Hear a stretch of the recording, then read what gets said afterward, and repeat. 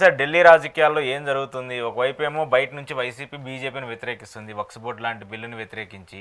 కానీ టీడీపీ వాళ్ళు మాత్రం ఇంకా జగన్మోహన్ రెడ్డికి దగ్గరగానే జగన్మోహన్ రెడ్డితో అటాచ్ అయ్యే బీజేపీ ఉంది, మోదీ ఉన్నాడు, ఇంకా మోదీ జగన్ని ప్రేమిస్తున్నారని చెప్పేసి చెప్తూ ఉన్నారు. ఏం చెప్తారు?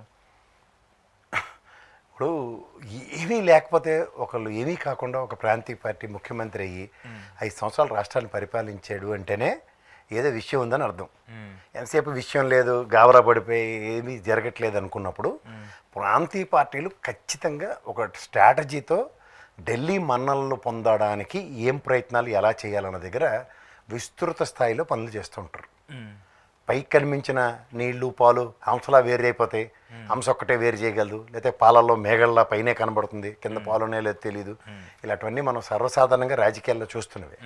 ఎప్పుడైతే విజయసాయిరెడ్డి మూవ్ గతంలో మీరు 3 పణంగా తీసుకెళ్ళి మీకు గమనించండి, రాజ్యసభకి ఎవరికైనా సాధారణంగా 100-500 కోట్లు. ఇప్పుడు మల్లారెడ్డి ఉన్నాడు, వేలంపాట కదా, మర్చిపోయారా వేలంపాట? 25 కోట్ల మొదలు ఇదే రేవంత్ రెడ్డి 25 కోట్లతో మొదలెట్టి ఆఖరికి 100 కోట్లు ఎత్తాను కానీ రాజ్యసభ ఇవ్వలే, ఎంపీ టికెట్. ఇలాంటివన్నీ జరిగేతాయి అందరికీ.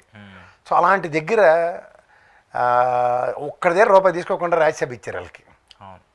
దమ్మిడి ఇచ్చినోడు ఎవడు లేడు ఆ పార్టీలో, వైఎస్ఆర్సీపీలో. సో వాళ్ళందరూ ఇప్పుడు ఏంటి, హ్యాపీగా బీజేపీ పరంగా తెలుగుదేశం పరంగా సురక్షితంగా ఉన్నారు. ఇందులో మేజర్ ఛాలెంజ్ ఎక్కువ బీజేపీ క్లెయిమ్ చేస్తుంది, మీరు గమనించండి. సో దీంట్లో ఢిల్లీ పరిణామాలని ఫస్ట్ 5 ఏళ్ళు ఎప్పుడైతే సుజనా చౌదరిలో అటాడు, సీఎం రమేష్లో అట్టాడు, బీజేపీ వల్లనే మనం ఓడిపోయామని 10 సార్లు చెప్పినప్పుడు మరి ఎందువల్ల ఓడిపోయారో, ఎందు చేతగా ఓడిపోయారో అప్పుడు పరిగణలోకి తీసుకొని కొన్ని అంశాలని. ఇప్పుడు అదే బీజేపీలో ఉన్నారుగా, అదే బీజేపీలో వాళ్ళు ఉండొచ్చు. వాళ్ళకైనా తెలివితే అట్లా ఉన్నప్పుడు ఈ పార్టీని, కాంగ్రెస్ పార్టీని ఎదిరించి స్థాపించుకున్న ఈ పార్టీలో బీజేపీకి ఏం చేయాలో ఆ రోజు పరిణామాన్ని అడిగినప్పుడు ఇవ్వలేదు.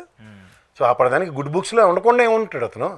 బిల్లులు వ్యతిరేకం అంటే ఇప్పుడు బీఆర్ఎస్ పార్టీ ఇక్కడ వ్యతిరేకించింది, బీఆర్ఎస్ పార్టీ వ్యతిరేకించింది, వ్యవసాయ బిల్లును వ్యతిరేకించిందా? వ్యవసాయ ఉద్యమం తారస్థాయికి వెళ్ళిన తర్వాత మధ్యలో వాళ్ళు విత్డ్రా చేసుకున్నారు. తదనంతర పరిణామాల్లో రాజకీయాల్లో ఫోర్కాస్టింగ్ చాలా ఇంపార్టెంట్. అందులో ఢిల్లీ మన్నలు ఇప్పుడు 5 సంవత్సరాలు వాళ్ళు సర్వే అవ్వాలంటే ఒక ఆల్టర్నేటివ్స్ క్రియేట్ చేసుకోకుండా ఎలా ఉంటారు? డైరెక్ట్ ప్రత్యక్ష యుద్ధం నువ్వు నేను అన్నట్టు కాదు కదా. ఇప్పుడు ఆనాటి కాంగ్రెస్తో యుద్ధంలో తదనంతరం వాళ్ళకి భూస్థాపితం చేయగలిగే సామర్థ్యం ఆ రోజు జగన్మోహన్ రెడ్డికి ఉంది కాబట్టి ప్రత్యక్ష యుద్ధం చేశాడు కాంగ్రెస్తో. ఇవాళ బీజేపీ ఖచ్చితంగా ఈ సన్నిధానంలో తెలుగుదేశం శంకనెక్కింది. మరి ఎలా వచ్చింది? అలా అప్పుడప్పుడు దానికి గేమింగ్ ఎలా చేయాలా? స్ట్రాటజికల్ మూవ్సే కావాలి కదా. ఆ స్ట్రాటజికల్ మూవ్స్లో these are part and parcels. ఢిల్లీలో రాజకీయం చేయకుండా గమ్మును కూర్చోడానికి జగన్మోహన్ రెడ్డి ఏమి అస్త్ర సన్యాసం చేసిన రాజకీయ నాయకుడు కాదు. అతని దగ్గర అమలు పొదిలో ఉన్న విజయసాయి రెడ్డి కూడా గేమ్ చేయడానికి ఆలోచించట్లేదు. నేనైతే ఆ విధంగానే ఆలోచిస్తాను.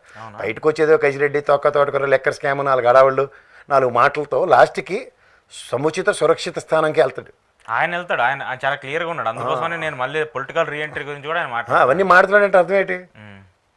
వీళ్ళందరికీ ఎక్కడ శ్రీకృష్ణ జన్మస్థానంలాగా అమ్మఒడి పథకంలాగా వెళ్ళి బీజేపీ సన్నిధానంలోనే ఉంటారు. వీళ్ళందరూ ఇక్కడి నుంచి ఏ ప్రాంతీయ పార్టీ నుంచి వెళ్ళిపోయిన వాళ్ళందరూ కూడా బీజేపీలో చేరి స్థిరంగా కూర్చుంటున్నారు. స్థిరంగా కూర్చుంటే ఏమైంది? సుజనా చౌదరి, సీఎం రమేష్ గమనం ఉన్నారా?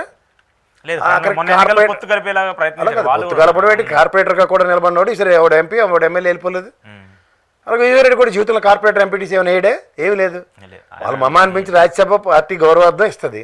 ఇచ్చిన వాళ్ళు ఏం చేయాలా అంటే అవునా, ఇన్ ఫ్యూచర్ ఏం చేయాలో అప్పుడు ఆ స్టాండర్డ్ చేయాలి. అరే అప్పుడు అసలు you can't even imagine.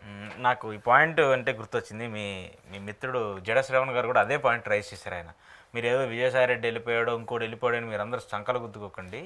Jagan మరీ అంత తెలియక రాజకీయం ఏం చేయట్లేదు, మీ అందరికంటే చాలా ఎక్కువ రాజకీయం, చంద్రబాబు కంటే ఎక్కువ రాజకీయం చేయగలిగిన వ్యక్తి అని చెప్పి ఆయన కోట్ చేస్తూ. నేను మన వెంటనే నాకన్నా ముందు నేనే చెప్పాను, విజయసాయి రెడ్డి ఫస్ట్ వెళ్ళిపోయాడు, రాజీనామా చేసాడు అన్నప్పుడు నేను చెప్పింది కూడా అదే. ఇటు వచ్చి నిన్న ఆయన ఏంటంటే కోటరీ, నేను 2వ స్థానం నుంచి పడిపోయాను అనవసరమైన బిల్డప్లు ఇచ్చుకొని ఆయన ఉన్న ఒరిజినల్ క్రెడిబిలిటీని పోగొట్టుకుంటాడు. దాని మీద నేను ఎంఫసైజ్ చేసి మాట్లాడాను. ఎందుకు సార్ ఇప్పుడు సరే కసిరెడ్డో, విజయసాయి రెడ్డో లేదా ఇంకోళ్ళు పార్టీని పరువును వాళ్ళే బయట పెట్టుకున్నట్టు. ఇప్పుడు ఎలా అంటే డైరెక్ట్గా వెళ్ళి విజయసాయి రెడ్డి వెళ్ళి జాయిన్ అయిపోయి అనుకోండి, నవ్వుతారు ఎవరన్నా? ఖచ్చితంగా. సో ఖచ్చితంగా ఒక మధ్య చాలా వైబ్రెంట్ గ్యాప్ ఉందని చెప్పేసి బిల్డప్ ఇచ్చి వెళ్ళి జాయిన్ అవుతాడు. జాయిన్ అయితే ఏమవుతుంది? ఓకే, దానికోసమనే ఇప్పుడు డ్రామా అంతా ఈ లిక్కర్ కేసు, నేను వాళ్ళ పేరు చెప్పాను వీళ్ళ పేరు చెప్పానని చెప్పడం అంటారా? అందరూ జుజుబి గారి పేర్లు చెప్పారు. కసిరెడ్డి, రాజశేఖర రెడ్డి ఎవడో కూడా అరిగే తెలియదు. ఈయన తెచ్చి పెట్టింది కూడా ఇదే విజయసాయి రెడ్డి. ఏదో ఫ్యామిలీ వాళ్ళకి సంబంధించిన వాళ్ళని చెప్పేసి. మీరు ఎప్పుడైనా ఉన్నారు వైఎస్ఆర్సీపీలో? నేను ఇప్పటిదాకా నేను వెళ్ళలేదు. మరి అలాంటి వాళ్ళని తెచ్చి ఇప్పుడు మీద చర్చ. వాళ్ళు కూడా వాళ్ళు బ్రహ్మాండమైన మెటాయమాట. మేము ఏదైనా ఒకటి కెలికామంటే దానికి రెప్రికేషన్స్ వైబ్రెంట్గా వస్తున్నాయి అటు నుంచి. అంచేత మాకు ఒక ఆట వస్తువు కావాలను ఇక్కడ డైవర్షన్ పాలిటిక్స్ కానీ తీసుకొచ్చారు. కానీ ఇప్పుడు టీడీపీ ఆరోపిస్తుంది ఏంటంటే సార్, జగన్మోహన్ రెడ్డినో లేదంటే ఇంకొకరినో డైరెక్ట్గా ఏం చేయలేరు ఇప్పుడు అందుకోసం అని చెప్పేసి. అలా ఎవరినే ఏం చేయలేరు. రీసెంట్గా దాల్మియా కేసులకు సంబంధించి అటాచ్మెంట్లు కావచ్చు ఇవన్నీ.